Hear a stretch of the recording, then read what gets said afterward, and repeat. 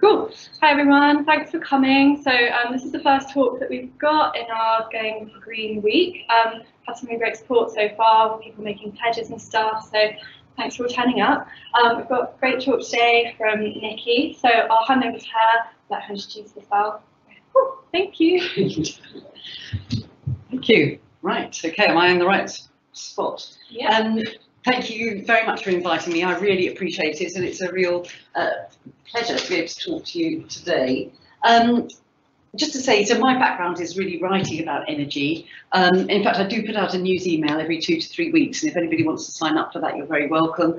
But as I'll explain, I've sort of gone on really mainly from writing professionally about energy to actually giving public talks, really because of the urgency of the climate change and the need for us all to understand where our energy comes from and what we're using.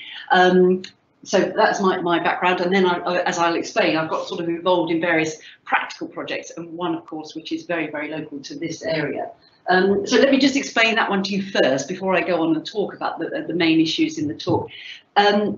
Because you've very kindly given us a donation for this, so you'll be particularly interested. So this is Avon Needs Trees, and we called it that because, in effect, as you'll see as we go through the talks, we are all ants, and together we can do much more than we can as individuals.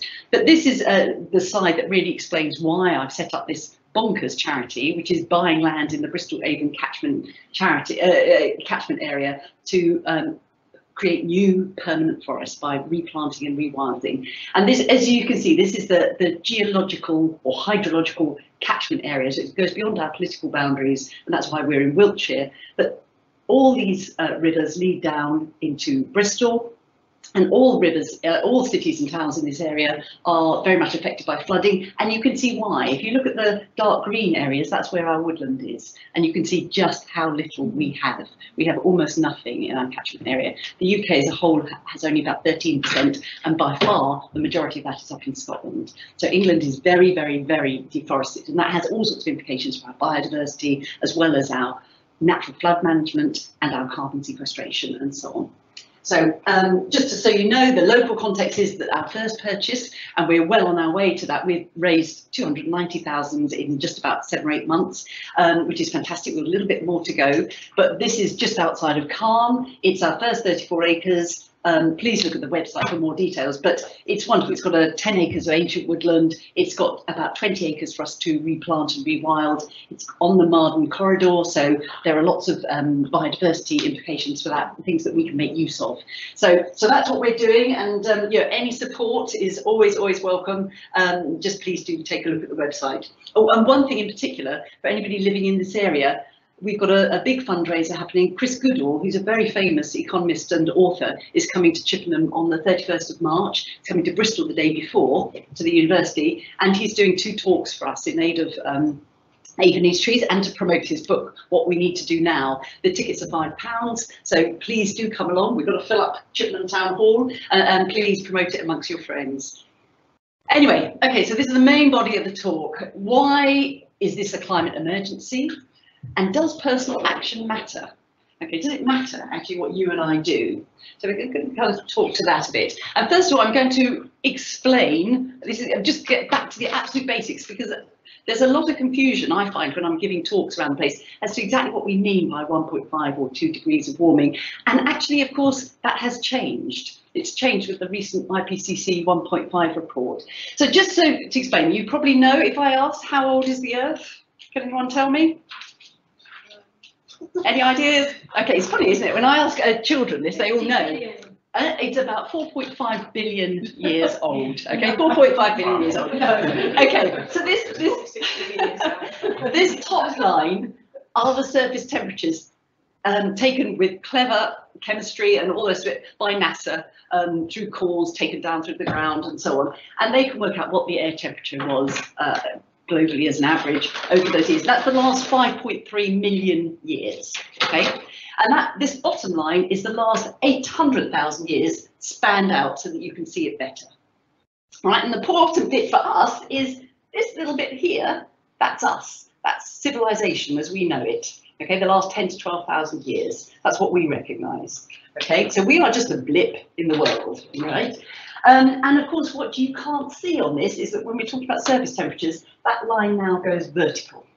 Absolutely vertical, and you can't see it because it's happening in such a short space of time. We're talking about since we industrialised, since the late 1700s, but of course that's been at an accelerating pace, and we're now heading up, up, up, right? Possibly even towards 6 degrees by the end of this century. That's just so you can see what unique times we're in and what an experiment we are doing with our planet. We've never lived through that before. Nobody has lived at that level before. When we talk about 1 or 2 degrees of warming, what we're doing, we're taking an artificial baseline. This is what the scientists have been doing. It's not a real baseline, but we're measuring from our pre-industrial period. Okay, so we're talking about 1 degree warming from about the 1780s. And as you can see, the alarming thing is we've pretty much never been at 1 degrees, and even in 5.3 million years, we topped 1 degree and only just fleetingly hit 2 degrees. Okay, now we're well on our way towards that now. One particular reason for mentioning this now, because many of you, if you have been watching this, you'll think the IPCC have told us that we've been at 1.2 degrees before and then it went down. The point is, with the 1.5 report that came out in October 2018, they changed the baseline. Now, for whatever reason they did it, we are now measuring from 1850 to 1900. So when we're now talking about 1.5 being the imperative, that's actually about 1.7, 1.8 in old money, if you see what I mean. Okay. Anyway, just to sort of clarify the figures. The point is that whenever we've been around 2 degrees of warming before, we've had about another 5 or 6 meters higher seas than we have now. All right. So that's just to give you an idea of kind of the unique times we are in. And this is, of course, from the IPCC 1.5 report. They estimated in October 2018, here we are, the world at an average of 1 degree warming. Now that's really an average, which includes our 71% oceans, which cover our Earth, which are much cooler than our land areas. And then of course our urban areas are much hotter still. And of course we've got disproportionate warming in the global, up in the Arctic regions, in the very high latitudes. So actually, even when they published this, already about 40% of the world was living at 1.5 degrees. Okay, but the alarming thing, the thing that shook us all up, is that they think with that new baseline, we're looking at 1.5 by at least 2030. Okay, that's where we're heading. We're moving there very, very fast, and you can see the danger zones as we go there. We are heading into very, very dangerous territory, extreme weather events, unique threatened systems, and so on. Very fast. And so you may think, okay, we'd all like to think that we've got this in hand. We're moving fast, aren't we? Moving towards renewables and all the rest of it. And the good news is, this is where our 2005 policies were taking us. We've brought it down to about here. Okay, these figures are from the IPCC report, but interpreted by Carbon Brief, which is a really good website to look at. The point is that the Paris Agreement in 2015 never got us anywhere, even near 2 degrees. As was our aim at the time, and now 1.5 degrees. The Paris Agreement, the beauty of Paris was that we got almost all governments, apart from 3, to sign up at the time and bring their own pledges. So our pledges were different to France's or Germany's or Namibia's or China's or whatever, and each country came and said this is what they could do. The trouble is, our pledges only ever led us towards 3 degrees of warming. Okay, so it was never enough. We have to better those degrees. The trouble is, we're not even meeting those pledges at the moment. That is the worrying thing. Here's our 2 degree line. This is actually where we need to be. All right, so we have a massive gap. We are not moving anywhere near fast enough. We in the global north should be cutting by about 15% per year now. We're not doing that. Okay, so that's the alarming thing. And I hate to just lay it on very thickly, but let me just be very clear. And I'm sorry if this is really alarming. It is, but let's be clear. The scientists are telling us at 3 degrees, we do not expect to have a recognisable society. Our geography, our human and physical geography will be completely changed. At over 4 degrees, we don't expect to adapt as humans. Okay, now that's this century, within most of our lifetimes. So let's understand the urgency of this. And this is really where we are now. This is 2020. This is again taken from the IPCC 2020 is the last year, the absolute last year we have for possibly staying below that 1.5 degrees threshold, okay, to peak our emissions, and then we have to cut incredibly fast. Okay, if we'd started back even in the early 2000s, we would have had an easier ride of it, but we have left it so very, very late. We now have no choice but to cut. Okay, and that means we in the global north have to cut more. We still have to allow the global south to grow. Energy is development, and they need that energy. We don't have to go shivering back to caves, but we have to recognise how much we waste, and waste comes in the form of overconsumption as well, taking far more than our share within the planetary boundaries. So we need to get much more realistic about our own consumption. And these are harsh lessons, but you may say, well, hang a minute, if we wake up in January 2031, the world isn't going to have exploded, nothing's going to have changed. Well, okay, what the scientists are telling us is that certainly over 1.5, but even possibly below, we risk what they call a cascade of global tipping points. So the point being that we no longer have the option of pulling back, of getting this back under control. Our climate will be out of control, and with feedback loops that, you know, as things happen, it actually increases our emissions, and that feeds into more things. So just to run through very briefly some of those, and I'm sorry this is very depressing for a morning's work, but I mean you will have heard all this on the news, so I'm just hopefully putting it in context for you. But you know, so it's interesting when you look at Antarctica. I'd never looked at Antarctica until I started having to write about it, but it's of course this is a massive land continent. This is ice over land. This section, Western Antarctica, is ice over sea. Now, this Western Antarctica is now quite unstable, and you will have heard just quite recently about Thwaites Glacier, which is this area in Western Antarctica. About, you know, there it is, comparing it to the size of the UK. Now, that is melting much, much faster than we thought. There's instability all over. Just Thwaites Glacier melting will rise our sea levels by about 0.5 metres. Okay, but that's happening now, and as you can see, Eastern Antarctica is also becoming unstable. That will take, there's such a massive ice there, that will take many generations, but that is when, if East Antarctica were to melt, we're talking 60, 70 metres of sea level rise, you know, game over. Of course, Arctic is completely the opposite. It's ice surrounded by land. It's the sea ice there, and you can see, so here we have across Europe, and there's Alaska here and across Canada and so on. So, of course, you will have heard again, the point is that this is a feedback loop, because the more we lose this ice has a really important, what we call albedo effect. It reflects the sunlight back away from the Earth. And the more ice we lose, the more we open up dark ocean for heat to be absorbed into our oceans, and it becomes more and more of a feedback loop. Do you see what I mean? So in 2017, we had the first crossing, the first Northern Passage crossing without an icebreaker. And within a few years, we expect to be able to make crossings across the Northern Passage quite routinely in summer. And we, you know, how much ice we lose in the Arctic, we're not clear, but it's certainly melting fast at the moment. The other ice sheet we're very much worried about is Greenland, of course. And it is, again, it's very unstable, it's melting quite fast, and the implications for us in particular are that, of course, it's impacting that Gulf Stream on which we really rely to bring us warm water from the tropics up to Europe and keep our temperatures temperate, our climate temperate.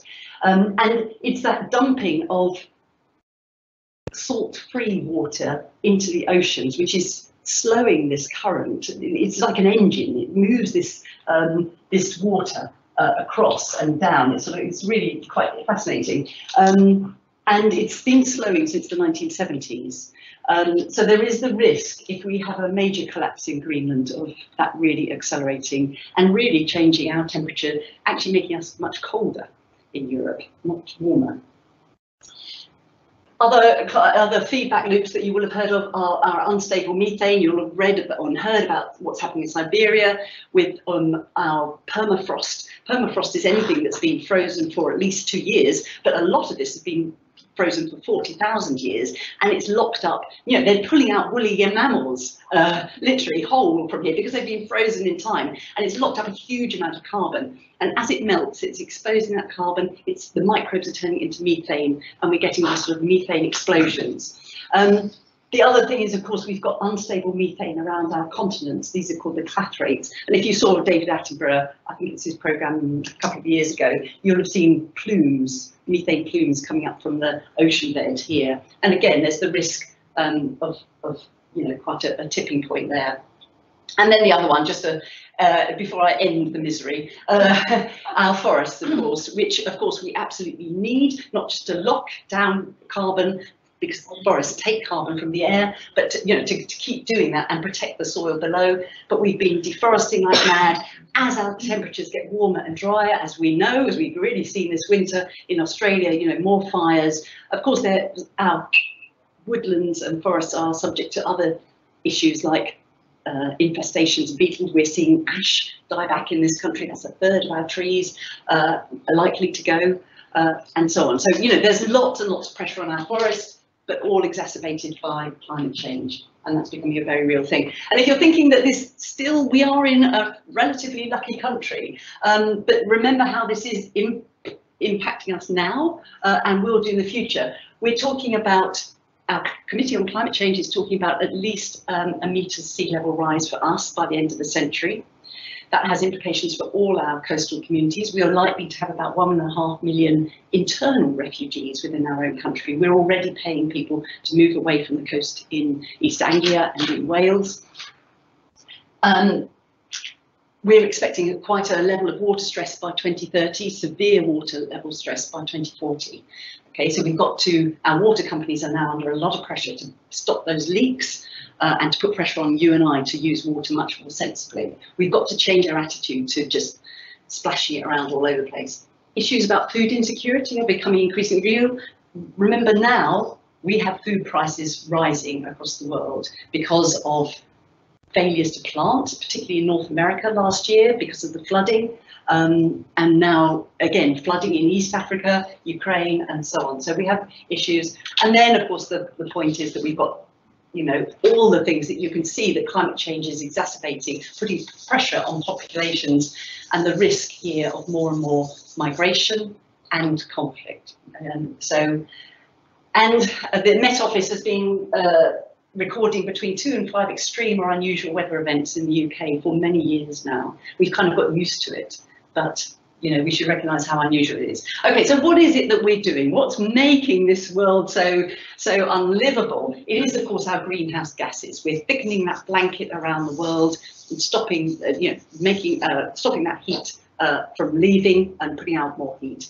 So, and what's the source of our greenhouse gases? Well, it's, of course, many things. It's our landfill, our crop use, our deforestation, and so on. But the big one here, which is about 70% of our greenhouse gases, is our energy use. Okay, it's our fossil fuel use. Energy is our real issue here. Okay, but that we shouldn't forget land use. Land use is about 25% of our greenhouse gases, and we've been doing agriculture very, very badly. We've been stripping our soils, compacting them, exposing them. I mean, we've seen this very recently ourselves, haven't we? I'm sure, living in fairly rural areas. And remember, every time you see mud flowing off a field, that's carbon we're losing. That's soil carbon. It will become carbon dioxide in our water system and in our air. And you know, as soon as it's on our roads, it will find its way very quickly into our rivers and so on. So we have you know, that's carbon loss. That's from the Dust Bowl, you know, 1930s America. But you can see that's just the most extreme example. But when you see a tractor zooming around a really barren field and loads of soil up in the air behind it, that's soil carbon we're losing. So, yeah, okay. So okay. There's an issue really beyond this even. So what do we need to do? It's obviously our energy and our land use we need to treat urgently. We need to look at how we do this differently very, very quickly. But it's much more fundamental than that. This is really about system change. And that's not a political slogan. It really is about how we run our world. Now, I haven't got time to give you an economics lecture, though I'd love to. But but it is the way we run our world, that need for growth in order to get investment. You've got to show there's growth projections. It's the way we measure growth, which is all about GDP and so on. I'm happy to answer questions about that. But you know, this idea that we can have unlimited growth, we all know it's bonkers. We know it doesn't make sense, but that's how our whole economic world exists. And remember, we've kind of embraced a really hyper form of capitalism since the 1980s, instead of the sort of more gentle market capitalism that we had before, which also had its problems. But we've really gone into what we call neoliberalism, which really puts a big emphasis on externalizing the cost. It's really the focus on the bottom line. There's a lot of creative accountancy, moving stuff around the world to avoid taxation and that sort of thing, whatever makes sense economically, and just externalize the other risks there. Most companies are highly indebted because they have to be, because otherwise they're subject to takeover and so on. And our economies have become very, very consumer-led. You know, when consumer spending goes down, our economies take a dive and so on. And that has meant that we have really freed up credit levels and so on, and we're moving back there now again after the 2008 financial crash. Anyway, I can talk much more about that, but you can see there are some very, very fundamental problems with the way we run our economy, which has led us very much into this climate and biodiversity crisis. What are the alternatives? Well, it's very clear we need new infrastructure, we need to invest in this new world, so we need that new Green Deal. We've got to support the populations, the individuals, the companies that need to transition. So, you know, whether it's car mechanics or heating engineers or whoever it is, coal miners or whatever, that need to be able to be helped to transition into new green sectors. That's the whole idea behind a new Green Deal. Then it certainly needs political support. The other option is localization. Now, localization may sound like a very weak alternative until you really think about it. This is really going back to strong, vibrant local economies, because we have to. We don't really have a choice. And that doesn't mean all international trade will stop. It won't. But the kind of bonkers world we have now, where we send our crabs and shrimp to Vietnam, we fly them out there to take the skins off and then fly them back to Europe. That world can't continue. And in the end, it will mean for all of us less consumption. We've all got used to this really incredible linear economy where we dig stuff up out of the ground, manufacture it, ship it around, buy it, use it or not use it, and dump it. Linear economy. Okay, it's unsustainable. We all know, we kind of woken up and we realise we just can't continue to do that. We've got to get into a circular economy. We've got to start reusing that stuff. We've got to make it last longer. We can't keep doing what we've been doing. So Ian Boyd is the Chief Science Officer who's just left government a few months ago. And I think he just sums it up incredibly clearly.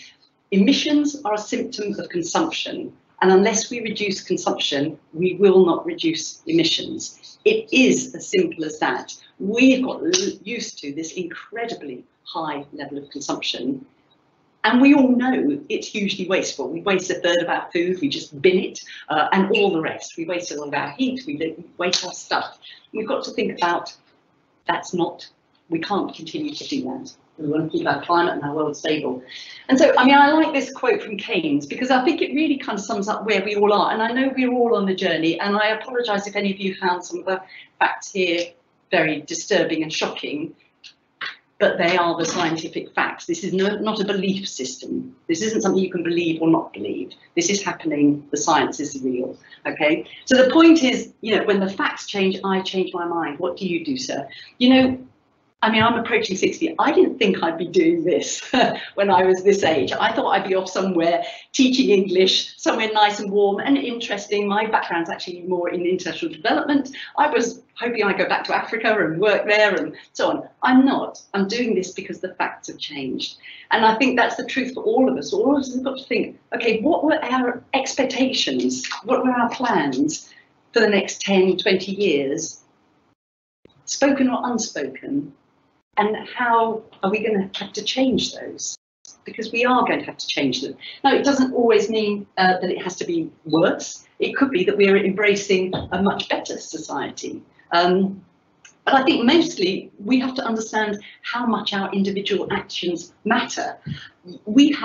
I keep hearing when I go around and give talks, people say, it doesn't matter what I do, it's all about China, you know, and so on.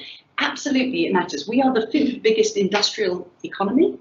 We are in a capitalist economy. When we change our consumption, and we're seeing it now across our economy, we shake up industry very fast. They have to move. You know, it's a really simple example, and it's just one example. I could give you 1,000. But you know, after David Attenborough's thing about plastics, what happened? People stopped using bottles of soap. Unilever and similar companies had to react really fast. Okay, they had to find nice scented brands of soap that are plastic free that we could buy, you know, because suddenly people didn't want to buy bottles of soap anymore. It's a really simple thing. They have to react very quickly. So you have much more power. There are bean counters watching everything you buy and what you buy. And remember, particularly for the big infrastructure companies, oil, gas, coal, construction companies, or whatever, when they're investing billions of dollars, usually, of investor money, shareholder money, they have to know where their profits are going to be 10, 20 years down the line. And at the moment, it's very difficult for them to see that. And we're seeing that with aviation, with oil and gas. They're having to back off at the moment because they can't see where it is. And I think the other thing to remember is that this doesn't have to be all hair shirt.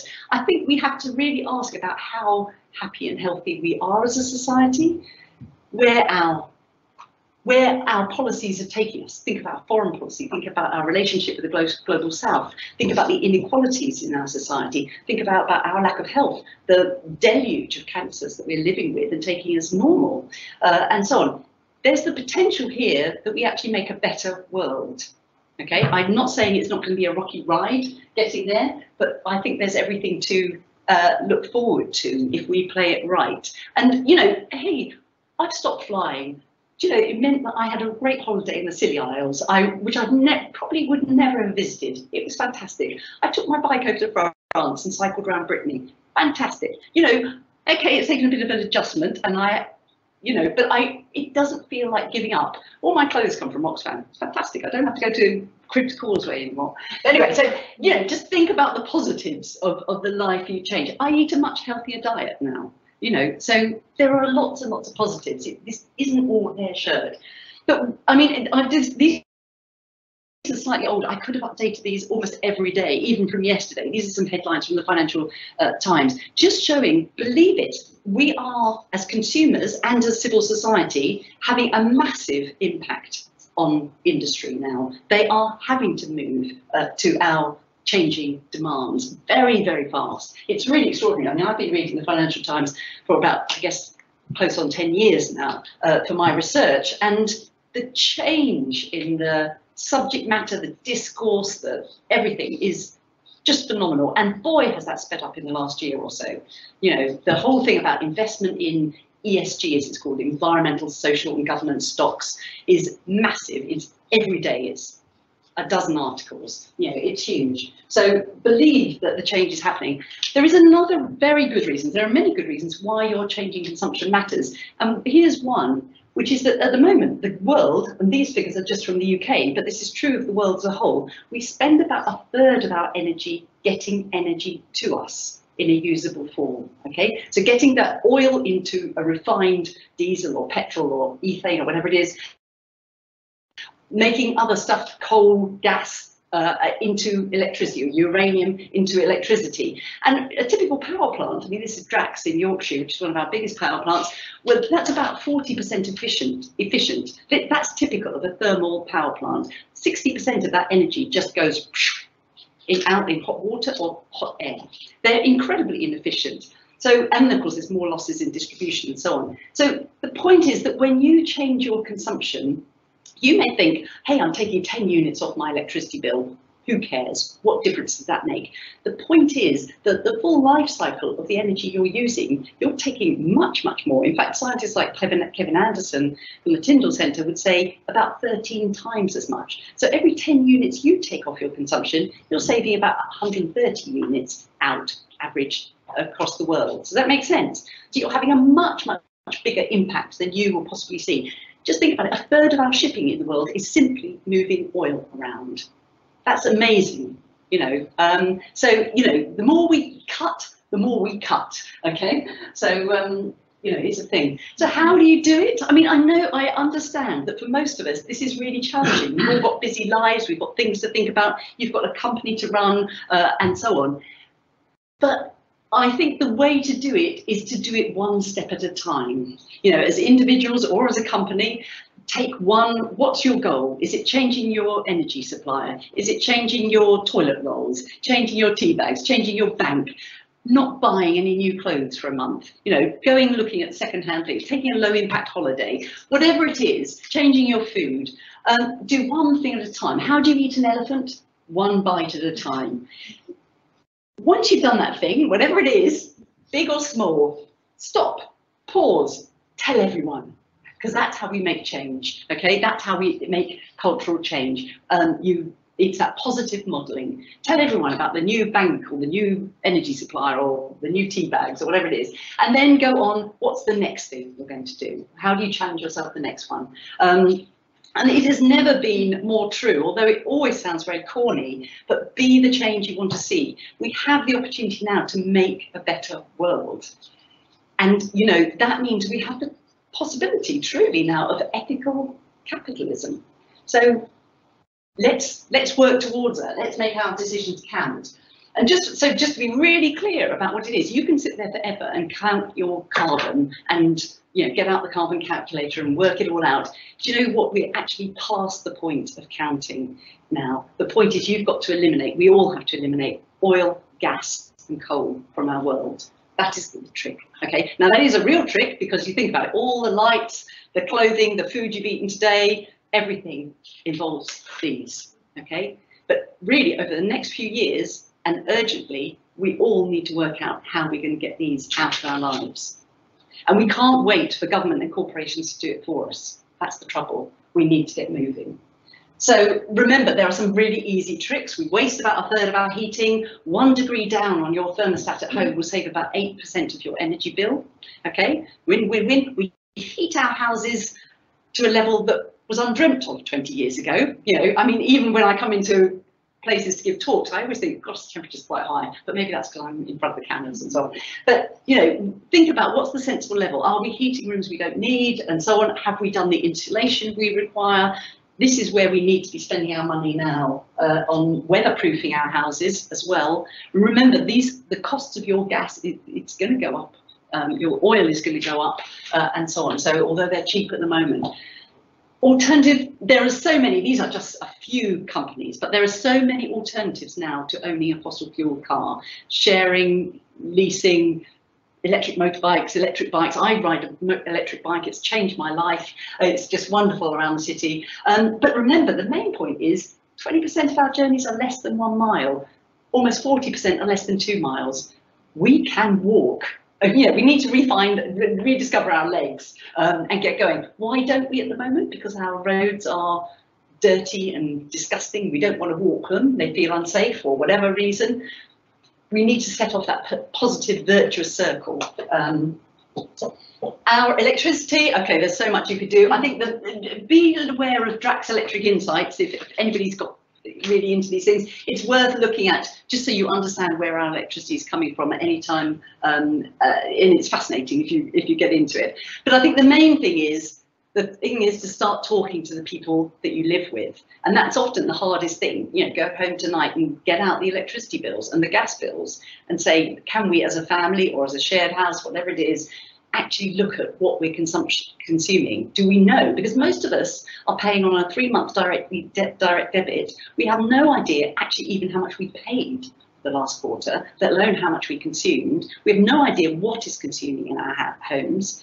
And I'm sure that's the same as a company. Most companies are in the same position. It's kind of just been something you pay and then you deal with the other big things like labour costs and so on. But we need to get real about getting these costs under control and talking to each other and looking at, you know, do you need all those lights on? Do you need that? You know, have we changed our light bulbs? All that stuff. But remember, the biggest thing in our consumption is our stuff. Okay, so this is taken from David Mackay's Renewables Without the Hot Air, and bigger than our transport, our our heating, our electricity, and all this. It's our stuff and our transport of stuff. It is all those things that some of them are bought on our behalf at hospitals, libraries, schools, and whatever, but it's a lot of our personal consumption. Do we need to buy the stuff that we buy? And that particularly includes clothing, you know, which we're kind of addicted to. We buy on an emotional basis. I'm feeling down, I'm going to buy a new dress, kind of thing. And then, hey, you wear it once and then it gets chucked or whatever it is. We need to rethink it. Okay, remember, when we move that stuff around, we don't count any of the international aviation or shipping. That goes into nobody's carbon bill or energy bill. That goes into no man's land, okay? But it's there, okay? And it's a huge part. And remember, if you're I hope you're all cutting down on your aviation, but remember, if you're still eating strawberries in January or whatever, you are still effectively flying, because most of that will be coming into Heathrow. So remember, there are many lists. This one is from a group that I run, Clifton Climate Action, and you're welcome to look at their website, and there's a list there, but you'll find others online. So get a list, discuss it with your housemates, and just find what you can work on. So, and just remember, this is Guterres from who's the UN Secretary General, basically saying this is a battle for our lives. Okay, this is what you need to remember. This is where we are. This isn't about our children and grandchildren. This is about our future selves. I want a functioning state. I want a functioning NHS, pensions, security, food security when I'm at my most vulnerable. Okay, so please, I'm sure you can all think the same. And remember, this is Joseph Stiglitz, who was the World Bank chief economist for many, many years, and a very respected economist, basically saying we are past the point of asking whether we can afford this. This is like September 1939. We didn't sit there and think, can we afford this war? We have to do it, and that is where we are now. We have no choice. The costs of not doing this are so catastrophic and enormous that we have no choice but to move, and that may mean uncomfortable decisions. The things that we were saving for, or the company prioritising, we may need to prioritise others. So this is just my little list, but that's where I will leave you. And of course, remember, Avon Needs Trees is just one small project. It's just one way of having something positive to focus on.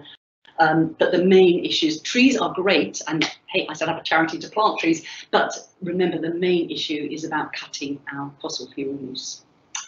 So thank you very much. I hope that's helpful.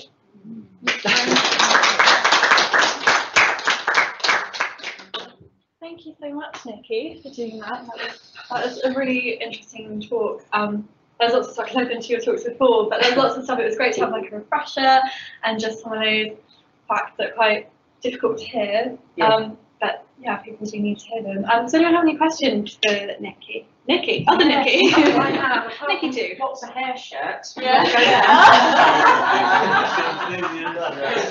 Oh. Do you want me to? I mean, what I'm saying, it doesn't have to be all horrible. Yeah. No, one of the things that struck me was about the water, when you were Yeah. talking about our Yeah. water Stress. supply. Yeah. But as we're an island, is there Desalinating. something about Yeah, okay. using the water that's surrounding us? Yes, Perhaps? okay. Seems like an obvious, but probably millions of billions of pounds to do it, but It does. doesn't The point is, yeah. yes, okay, we've got plenty of water, so why should we be under water stress? The point is, desalinating that water is incredibly energy intensive. Okay, you need, I mean, if you come, for example, like the Canary Islands now, I mean, they've got a real problem because they have this influx of tourists in the summer, and how do they harvest enough water to supply their needs? So they're now looking at wave power, because, but that's a very immature energy source to help them desalinate. And lots of countries in the Middle East in particular are investing in research and development of desalination and clean energy to achieve that. But in the end, the easiest answer is stop wasting it. Treat it as a valuable product. Remember the process it's been through to get to you as clean water. We think of it as cheap, but actually it's got a huge amount of embedded emissions in it. So yeah. It's easier said than done. Yeah. I'm just sitting here feeling quite guilty about being on holiday last week. Well, okay. I mean, the point is that we're all on a journey. I think the point is to take the information on board, and we can all. The point is, okay, we're all waking up to and it has been a very fast journey for most people the last 2 years or so, suddenly realising the implications, and particularly since the IPCC 1.5 report. The question is what you do now, not what you did in the past, it's what you do now. And, you know, that's up to you. But, you know, I mean, not to lay on the guilt more, but you know, when scientists and people like Greta Thunberg are saying the question, it really is a hard-hitting question, is actually how much do we love our children? How much do we love our grandchildren? We keep saying we do, but do we? Enough to turn the TV off at the wall? Enough to change our electricity supplier? You know, these are the questions we need to ask now. How much do I love my future self? That I'm, you know, so. There's such a lot of pressure, isn't there, from society to have the latest stuff and to watch this on the telly and to go here on holiday, and unless that kind of pressure changes as well, it is hard, isn't it? It is, yes. Would everybody be picking up the question, or do you need me to repeat the question? I don't know. Rick, what do you think? Will everyone be picking up the questions from there or the microphone? Well, shall I just? So the question was about societal pressure to consume more, to go on those holidays, to buy that stuff, to watch those TV programs or whatever it is. And I absolutely agree. Our whole economy is geared towards making you consume more, whether you can afford it or not. But you know, we have to, and I think we're seeing a huge amount of pushback now. And yes, it's brave when you say, do you know what? We're not going to fly to Spain this year as a family. We're going to go to the cities, or we're going to go up to Scotland, or we're going to rent a place on an organic farm in Wales, or whatever it is. You know, it's a you know, you're making a statement, but do it with pleasure. Don't you? I guess the answer is, I think the psychologist would say, and I'm not a psychologist, but do it without being sanctimonious or smug, but just be positive about your choices. And you know, and that's how we bring cultural change, because people like me can go and tell the facts. The scientists have been telling the facts for years, and it hasn't made the difference. Where do people pick up their information? They pick it up from you at work, down the pub, on Christmas lunch, whatever it is, you know. And that's the thing about positive modelling. So make those changes, talk about them, be positive about them.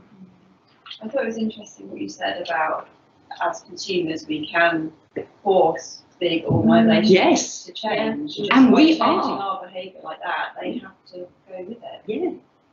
Yeah. No, we are. I mean, literally, and I tell you, two big things. Actually, there was a third, and I can't remember who it was, but just in the Financial Times yesterday, Equinor, the big Norwegian state oil company, has said because of popular pressure, they will, and shareholder pressure, they're not going to drill for oil in a big marine park off southern Australia. They'd love to do it, but they're not going to do it now because of public pressure.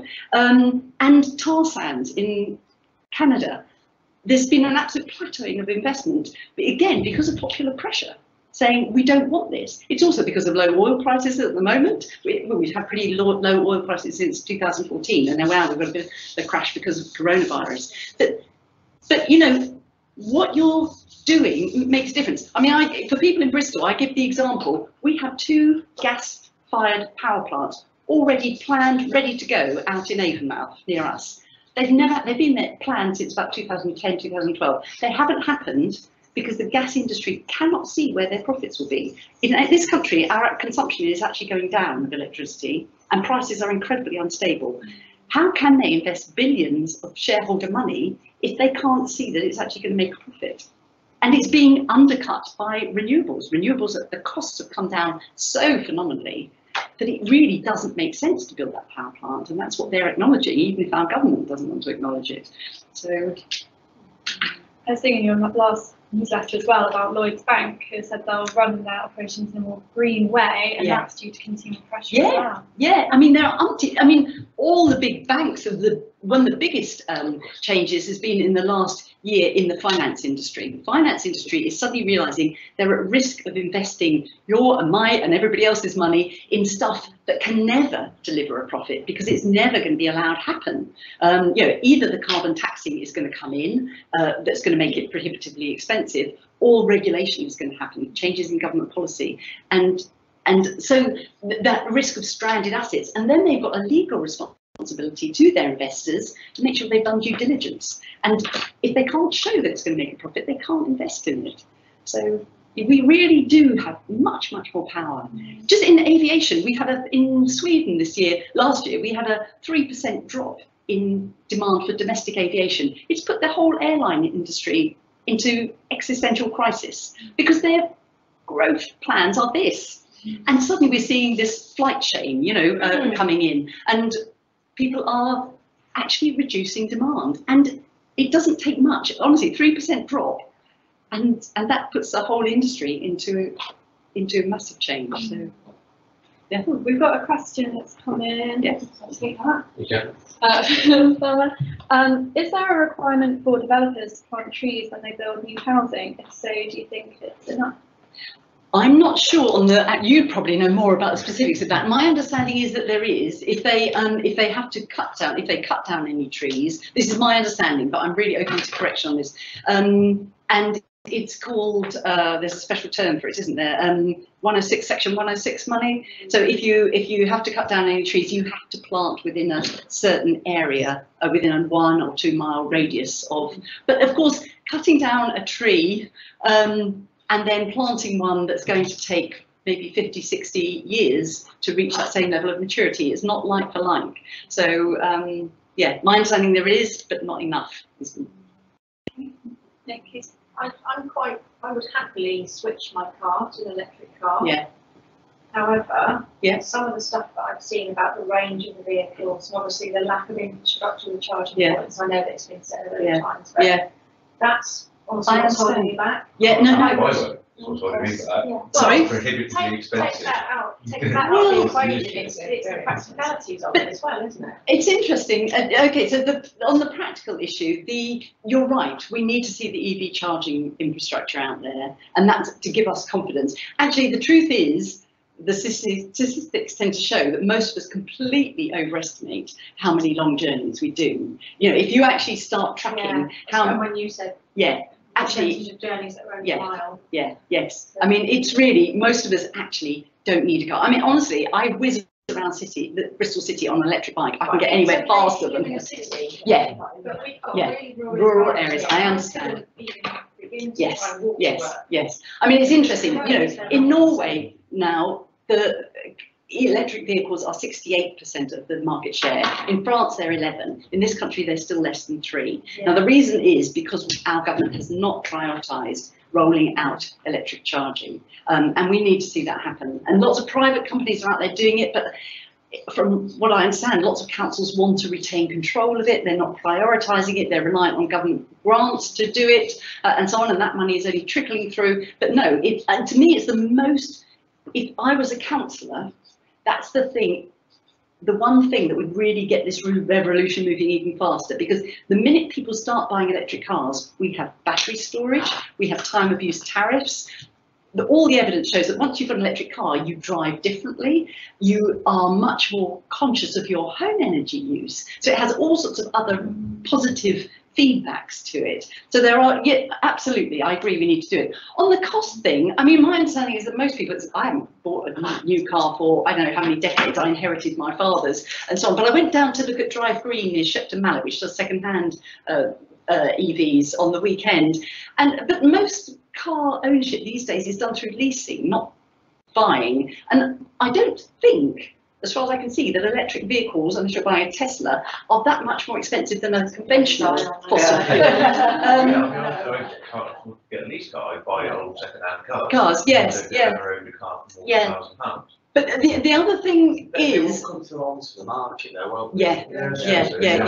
But the other thing is that for a couple of years now, the National Grid have been saying actually electric vehicles are at price parity in this country. It's just you need to include all the costs.